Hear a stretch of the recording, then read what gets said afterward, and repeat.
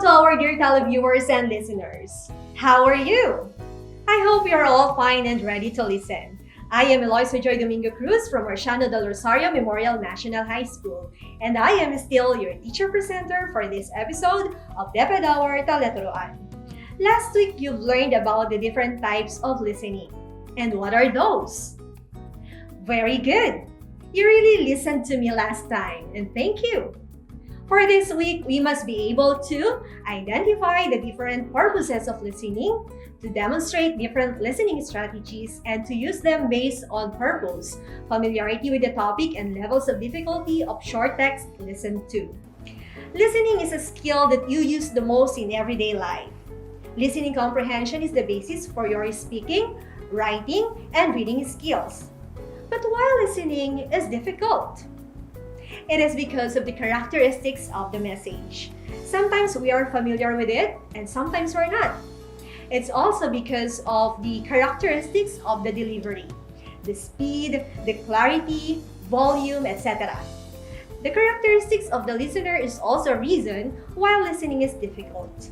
Sometimes we listen attentively because we like the speaker's voice, looks, figures, and others. And of course, the characteristics of the environment, the area, weather, and of course, the noise around us.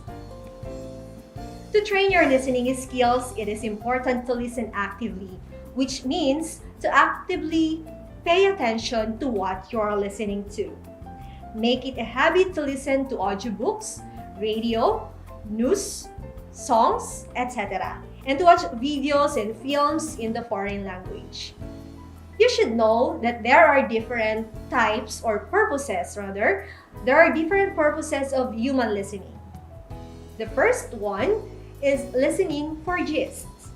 This refers to the general idea of what is being said, as well as who is speaking, to whom and why, and how successful they are in communicating their points.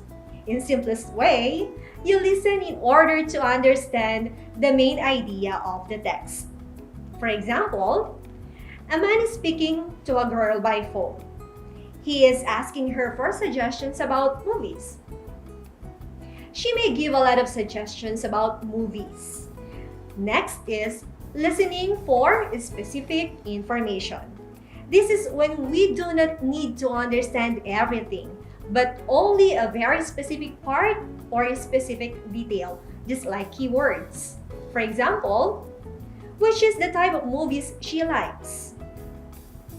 He asks a specific question, so she may say comedy or love stories or foreign movies.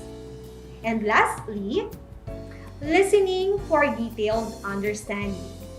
This is when we cannot afford to ignore anything because we do not know what kind of information we need.